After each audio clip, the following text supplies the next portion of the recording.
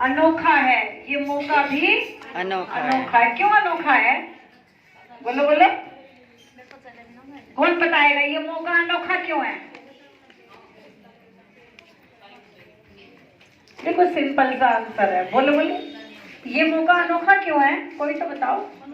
मनुष्य के नाम बार हरी बोल, तालियां हो जाओ इनके लिए भाई।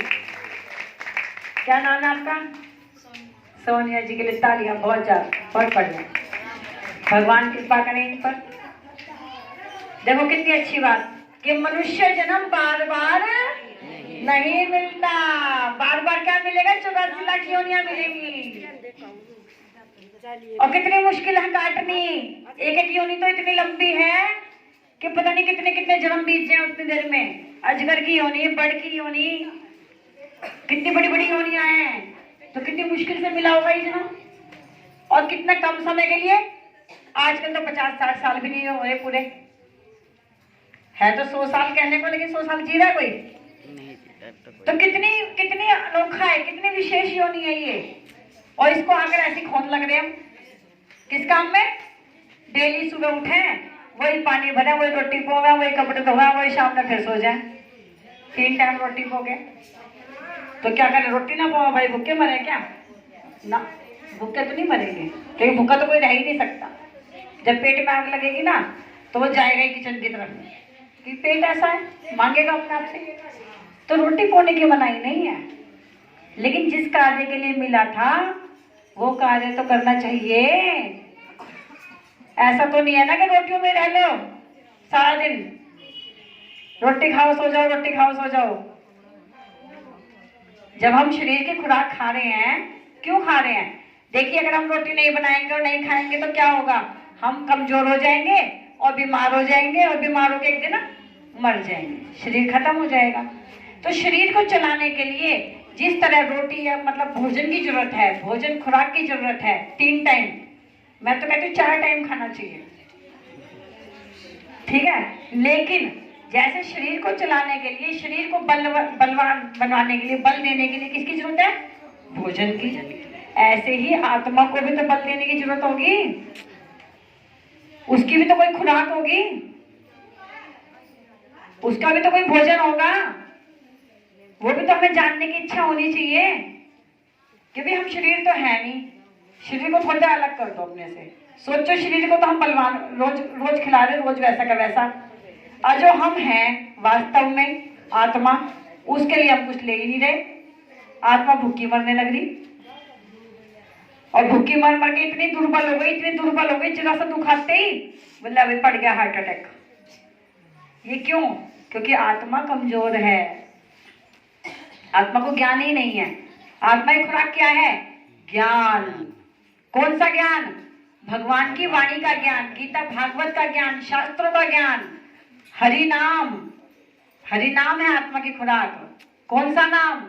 हरे कृष्ण कृष्ण कृष्ण हरे हरे, हरे राम राम राम हरे हरे। तो जैसे क्या बताया अभी, आत्मा का संबंध किसके साथ है? भगवान श्री कृष्ण के साथ। तो वो तो टेम्परेरी है शरीर वाले संबंध, लेकिन जो आत्मा का संबंध है वो परमानेंट है। क्यों? क्योंकि आत्मा परमानेंट है, आत्मा भी परमानेंट, परमात्मा भी परमानेंट, तो उनका संबंध भी परमानेंट, हमेशा चलने वाला। और शरीर कैसा है? टेम्परेरी, और उसके संबंधी भी टेम्परेरी, तो उसका संबंध भी कैसा हुआ? टेम्परेरी। तो टेम्परेरी की ज्यादा वैल्यू होती है कि परमानेंट की वैल्यू होती है? परमानेंट की। परमानेंट की। हाँ, तो सारे भाई पढ़े लिखे समझदार भाई क्या नहीं हो रहे आज तो, सबके समझ में आ रही बात। तो परमानेंट की वैल्यू ज्यादा होती है। तो आत्मा परमानेंट, परमात्मा परमानेंट, उनका नाम भी परमानेंट। तो आत्मा की खुराक ज्यादा विशेष हुई है शरीर की खुराक आत्मा की। और हम किस में लगे पड़े रात दिन? शरीर की खुराक के पीछे। तो शरीर की खुराक लेनी है, लेकिन अगर 24 घंटे में से, अगर आप 24 घंटे में से लगा लो 7-8 घंटे तो सोने के जा रहे हैं, है ना जी, और बाकी बचे 15-16 घंटे, तो 15-16 घंटे में से कम 15 मिनट 20 मिनट, कम से कम 1 घंटा तो ऐसा तो दो ना जो आत्मा की खुराक भी ले लो। जरूरी है ये नहीं? अच्छा बताओ। जरूरी। 15 घंटे में 14 घंटे घर को दे दो, 1 घंटा आत्मा की खुराक ले लो। क्यों? क्योंकि हमारा संबंध किसके साथ है? भगवान श्री कृष्ण के साथ है। उनका नाम लेना, उनका ज्ञान लेना, उनकी बात सुनना। पूरा दिन हम अपने परिवार की बात सुनते हैं, भाई वो आज कह के गया आज मटर पनीर बनाना शाम को खाने में, वो उनका बनेगा। आज बच्चे बोल के गए हैं आज तो हमें हलवा खाना है, तो हलवा ही बनेगा, है ना। आज हमें उनके कपड़े प्रेस करने हैं, वो वहां जाएंगे वृंदावन। पूरे घर की बात सुनते हैं, लेकिन किसी टाइम तो अपने आत्मा का जो संबंधी है उसकी भी तो सुन लो, या नहीं? शरीर के संबंधी में तो सारी बात सुन रहे, परिवार की भी सुन रहे, पति की, बच्चों की, माता पिता की, पत्नी की, है ना, पड़ोसियों की भी सुन रहे, रिश्तेदारों के भी फोन मिला के सुन रहे। आज वो अपना दुख रो रहा, वो अपना दुख कह रहा, वो सुख रो रहा, मेरे यहाँ यूं है, मेरा यूं है, मेरा यूं है, मेरा यूं है। सुन रहे कि नहीं सुन रहे? अच्छा बताओ, सच बताओ। तो जब सबकी सुन रहे, जो टेम्परेरी संबंध है इतने सुन रहे, और जो आत्मा जिसका परमानेंट संबंध है उनकी कितनी देर सुन रहे, जरा बताना। अब तो एक भी आवाज नहीं निकल के आई। नहीं जी, करते क्यों नहीं? मिल ही नहीं रहा सुनने को। नहीं, आत्मा अगर उससे लगी हुई है तो पूरा दिन खाना बनाते समय भी उसका नाम। बहुत बढ़िया, ठीक है, बहुत बढ़िया। हर काम करते करते उसका नाम है भगवान का, लेकिन ठीक है नाम भी ले रहे हम, लेकिन सब नहीं ले रहे। 50 में से कोई एक आधा होगा ऐसा भी जो हर टाइम नाम ले रहा होगा। इतनी हमारी बुद्धि नहीं है जो हम हर टाइम नाम ले लेंगे। कहाँ है बुद्धि? जरा सी देर तो हमसे लिया नहीं जाता। 24 घंटे साढ़े तो हमारा फोन बजे, साढ़े हमारे बच्चे लोग हैं, साढ़े हमें घर के काम नहीं निपटते, एक आधे का तो निकलता ही नहीं टाइम कभी, ऐसे ही बैठे हैं। तो इसलिए नहीं, वो तो हंसी की बात है, वो 16 माला करते हैं हरि नाम की। तो बोले हरे कृष्ण, हरे कृष्ण। तो भगवान के नाम को, भगवान का जो ज्ञान है, भगवान की जो हमारा परमानेंट संबंधी है आत्मा का, उसकी बात सुनना भी जरूरी है, उनके लिए भी टाइम निकालना जरूरी है। अब जैसा कि कहा लेते हैं, तो वहां हमें क्या जानना रहेगा? फिर ये जानना रहेगा कि क्या विधि सही है या गलत है। क्यों? अभी तक हम कैसे कर रहे हैं? जैसा हमारी बुद्धि को समझ में आ रहा है वैसा कर रहे हैं। अभी हमें ये नहीं पता चला कि वो कैसे चाह रहे हैं, जैसा वो चाह रहे हैं। जैसे हमने देखो, हस्बैंड ने कहा मटर पनीर तो मटर पनीर ही बनेगा, माता जी ने कहा हलवा बनेगा तो हलवा ही बनेगा, पिताजी ने कोई काम कहा तो वैसा ही होगा। संबंधियों की जैसा कहते हैं वैसे सुनते हैं ना, तो फिर हमें उनकी भी तो वैसे ही सुननी चाहिए जैसा वो चाहते हैं। अब वो कोई गेस्ट आया, आप किसी घर गए, आपने पीना तो है पानी, और दे दिया उसने दूध, तो क्या प्यास बुझ जाएगी आपकी?